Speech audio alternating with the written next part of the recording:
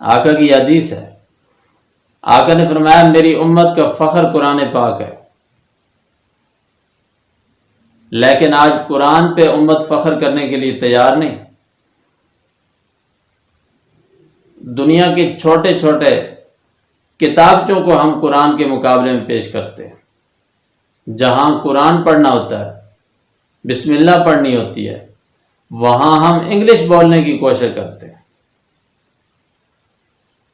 یہ کمزوری ہے ہماری۔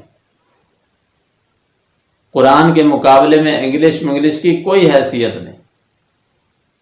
انبیاء علیہ الصلوۃ کے دور میں انگلش کا کوئی نام و نشان ہی نہیں تھا۔ کسی نبی کو اللہ نے انگلش زبان نہیں عطا کی، کوئی کتاب انگلش میں نہیں اتری، کسی صحابی کو یہ زبان نہیں ملی، لیکن عربی میں اللہ نے قرآن اتارا۔ یہ نور ہے، یہ نبی کی زبان ہے، اس پہ ہمیں فخر بھی ہونا چاہیے، عبور بھی ہونا چاہیے۔ دنیاوی تعلیم فخر کی چیز نہیں، یہ ہماری ضرورت ہے، انکار نہیں۔ دنیاوی علم ہماری بہت بڑی ضرورت ہے، ہمارے لیے نفع مند ہے، ہمارے لیے بہتر ہے، لیکن بالاتفاق جو علم ہماری انگلی سے پکڑ کر ہمیں اللہ کے دروازے تک پہنچا رہا ہے، جو ہمیں جنت کا تعارف کرا رہا ہے، وہ علم دین ہے۔ انبیاء علیہ الصلوۃ نے کون سا علم پڑھا ہے؟ انبیاء کی سیرت اٹھاؤ، تمام نبیوں نے شریعت کا علم پڑھا ہے، کسی نبی نے دنیا کا علم نہیں پڑھا۔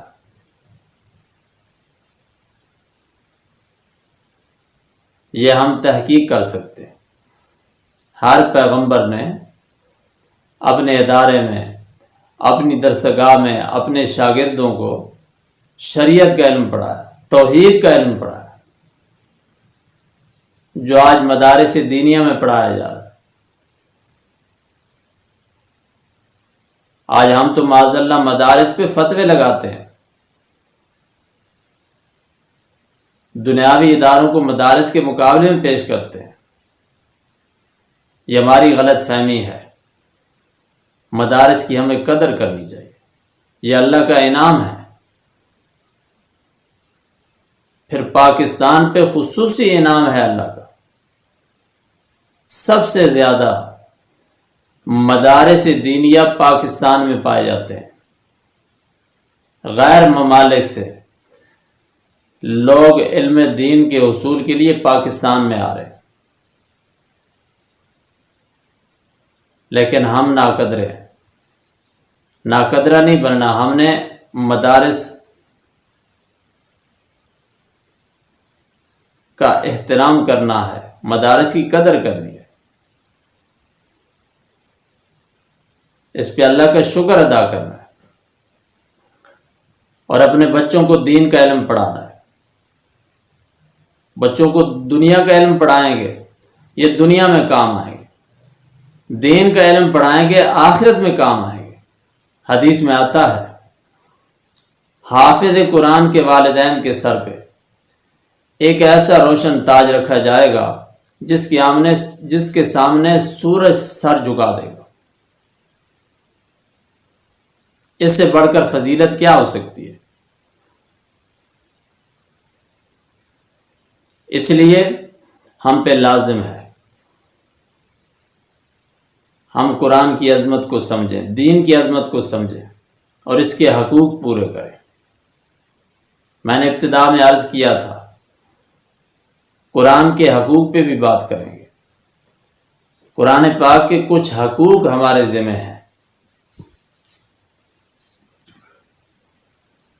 جنہیں ہم نے ادا کرنا ہے۔ سب سے پہلا حق یہ ہے ہم نے قرآن کا تہ دل سے احترام کرنا ہے۔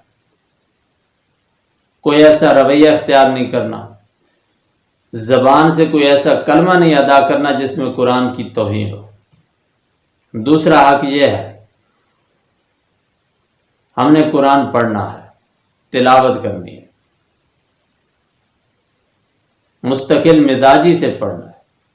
حدیث میں آتا ہے جس گھر میں قرآن پڑھا جاتا ہے وہ گھر آسمان والوں کو ایسے دکھائی دیتا ہے جیسے زمین والوں کو آسمان کے ستارے دکھائی دیتے۔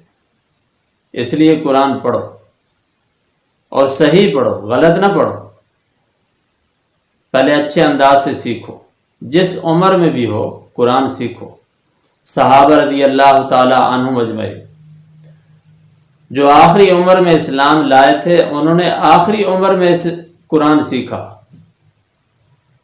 آخری عمر میں قرآن سیکھنا شرم کی بات نہیں، سعادت کی بات ہے۔ ضرور سیکھو۔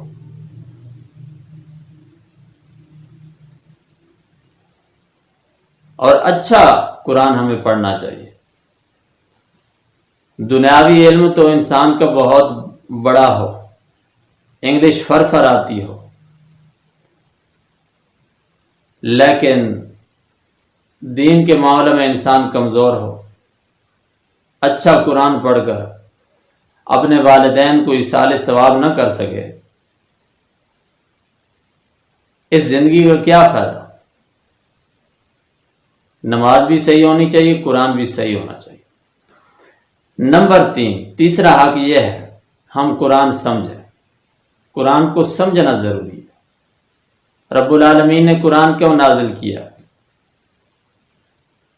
تاکہ ہم اس کے ساتھ حقیقی تعلق قائم کر سکیں۔ حقیقی تعلق سے کیا مراد ہے؟ سمجھ کا تعلق، فہم کا تعلق، اس کے فلسفے، اس کے پیغام اور مزاج کو سمجھنے کا تعلق۔ قرآن پڑھنے کا مقصد صرف عربی عبارت نہیں، صرف ختم اور شبینہ نہیں، اس کے مفاہیم و مطالب میں غور و فکر ضروری ہے۔ رب العالمین نے اس میں ہمارے لیے مختلف عقائد، مختلف نظریات، مختلف بشارتیں، مختلف انعامات بیان کی ہیں تاکہ ہمیں فائدہ ہو۔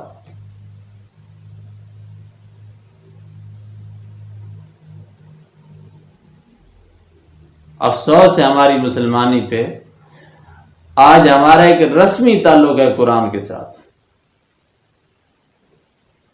بوقت ضرورت قرآن کو استعمال کرتے ہیں تعویذ دھاگا کے لیے۔ مولوی صاحب بھینس دودھ نہیں دیتی، بکری دودھ نہیں دیتی، بیٹا رات کو نہیں سوتا، کوئی آیت بتاؤ۔ ان کاموں کے لیے قرآن کو رکھا ہوا ہے، اور ہمارا قرآن سے کوئی تعلق نہیں۔ بھائی قرآن سے تعلق بنانا ہے، مضبوط تعلق بنانا ہے۔ قرآن عظیم کلام، اسے سمجھنے کی کوشش کرنی ہے۔ یہ اللہ کا ترجمان ہے۔ پھر بڑی بات یہ ہے، قرآن کا معجزہ ہے، اسے سب سمجھ بھی سکتے ہیں، سیکھ بھی سکتے ہیں۔ وَلَقَدْ يَسَّرْنَا الْقُرْآنَ لِلذِّكْرِ فَهَلْ مِن مُدَّكِرٍ۔ فرمایا ہم نے اس قرآن کو نصیحت کے لیے آسان بنایا ہے۔ کیا ہے کوئی نصیحت حاصل کرنے والا؟ آسان بھی ہے، سستا بھی ہے۔ سب سے سستا علم علم قرآن ہے، علم دین ہے۔ دنیاوی علوم جو ہیں یہ مہنگے ہیں۔ ہمارا کمزور طبقہ جو بمشکل 3 وقت کا کھانا عزت کے ساتھ کھا رہا ہے، یہ اپنے بچوں کو اعلیٰ تعلیم کے لیے اعلیٰ اداروں میں نہیں بھیج سکتا، کیونکہ وسائل نہیں۔ جن کے پاس وسائل ہیں وہ تو پڑھا سکتے ہیں، کیونکہ یہ اللہ کی تقسیم ہے۔ کسی کو اللہ نے زیادہ دیا ہے، کسی کو کم دیا ہے۔ بعض چیزوں میں ہم ایک دوسرے سے آگے ہیں، بعض چیزوں میں ایک دوسرے سے پیچھے ہیں۔ تو جنہیں اللہ نے عطا کیا ہے وہ تو غیر ممالک میں بھی پڑھا سکتے ہیں۔ ہمارے شاہزادے، حکمرانوں کے بیٹے، حکمرانوں کی بیٹیاں یہ غیر ملکوں میں جاتے ہیں پڑھنے کے لیے، امریکہ اور لندن کی یونیورسٹیوں سے تعلیم حاصل کر کے آتے ہیں یہ لوگ۔ پاکستان میں پڑھنا بھی ان کی توہین ہے، پاکستان سے علاج کروانا بھی توہین ہے، جبکہ عوام کی حالت یہ ہے، عوام کا غریب طبقہ اپنے بچوں کو ملک میں اچھے اداروں میں نہیں پڑھا سکتا۔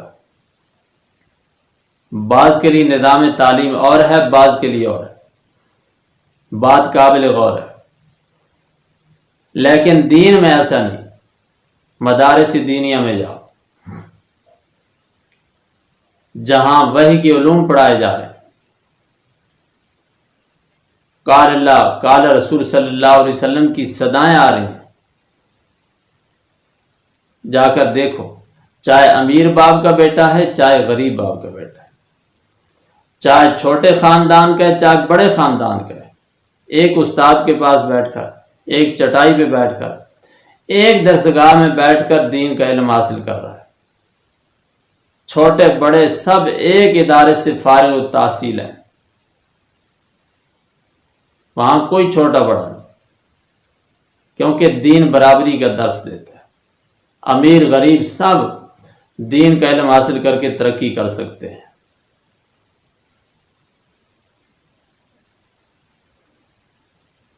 لیکن مسلمان پہ افسوس ہے، مسلمان نے دین کو ضرورت نہیں سمجھا، دین کو اپنا نصاب نہیں سمجھا۔ اصل نصاب ہمارا مسلمانوں کا وہ ہے، یہ چیز ہمیں اپنے اندر نوٹ کر لینی چاہیے، اپنے عقیدے میں شامل کر لینی چاہیے۔ اصل نصاب وہ ہے جو آقا نے صحابہ کو پڑھایا۔ وہ کون سا نصاب ہے؟ وہ قرآن و سنت کا نصاب ہے، جو آقا نے خود پڑھایا۔ یہ نصاب کہاں پڑھایا جا رہا ہے؟ مدارس میں۔ اس لیے مدارس پہ فتوے نہیں لگانے، مدارس کو سمجھنا ہے، مدارس ہمیں کیا دے رہے ہیں۔ اور اس سے بھی بڑی کمزوری یہ ہے، ہم لوگوں نے آج مدارس دینیہ میں اور دنیاوی اداروں میں بہت بڑا فرق پیدا کر دیا۔ پہلے اتنا فرق نہیں تھا، آج ہم نے پیدا کر دیا۔ دنیاوی ادارے بالکل مدارس کے الٹ چل رہے ہیں، بالکل الٹ چل رہے ہیں۔ جو چیزیں مدارس میں شرط ہیں، ان پہ دنیاوی اداروں میں پابندی ہے۔ مثال کے طور پہ پگڑی ہے، داڑھی ہے، نبوی لباس ہے، نقاب ہے، یہ چیزیں مدارس میں شرط ہیں، ان کے بغیر مدارس میں داخلہ نہیں ملتا۔ جو مدارس صحیح دین کا کام کر رہے ہیں ان میں یہ چیزیں شرط ہیں، لیکن دنیاوی اداروں میں ان ساری چیزوں پہ پابندی ہے۔ بلکہ مملکت خدا داد اسلامیہ جمہوریہ پاکستان، جو خالص اسلام کے نام پہ حاصل کیا گیا، اس ملک میں ایسے ادارے بھی ہیں جہاں کوئی باپردہ بچی جاتی ہے داخلہ کے لیے، پردے کی پابند ہے، اسے فارغ کر دیا جاتا ہے، واپس بھیج دیا جاتا ہے۔ ہمارے ہاں ایسی بچیوں کے لیے جگہ نہیں، نقاب والوں کے لیے ہمارے ہاں جگہ نہیں، داڑھی والوں کے لیے جگہ نہیں، پگڑی والوں کے لیے جگہ نہیں، ٹوپی پگڑی پہ پابندی ہے۔ اس سے بڑھ کر ظلم کیا ہو سکتا ہے؟ اس کا مطلب یہ ہے، ہم اسلام کا لبادہ اوڑھ کر پوری یہود و نصارہ کی ترجمانی کر رہے ہیں۔ اس بارے میں پوچھ ہوگی۔ دنیاوی اداروں میں پڑھانے والے بھی مسلمان ہیں، دینی اداروں میں پڑھانے والے بھی مسلمان ہیں، دونوں ذمہ دار ہیں۔ دونوں نے نوجوان نسل کی اسلامی اور نبوی تربیت کرنی ہے، ورنہ جواب دینا پڑے گا۔ اس لیے دونوں حضرات کو چاہیے اپنی نوجوان نسل کی اسلامی تربیت کریں، ان کے عقائد و نظریات کا خیال رکھیں، اور سب کر سکتے ہیں۔ جو دنیاوی اداروں میں بیٹھے ہیں یہ بھی دین کا کام کر سکتے ہیں، اپنے بچوں کی نسل کی صحیح تربیت کر سکتے ہیں اگر کرنا چاہیں۔ اللہ تبارک و تعالی ہم سب بھائیوں کو دین کے ساتھ ہمیشہ ہمیشہ کے لیے جوڑے رکھے۔ وآخر دعوانا ان الحمد للہ رب العالمین۔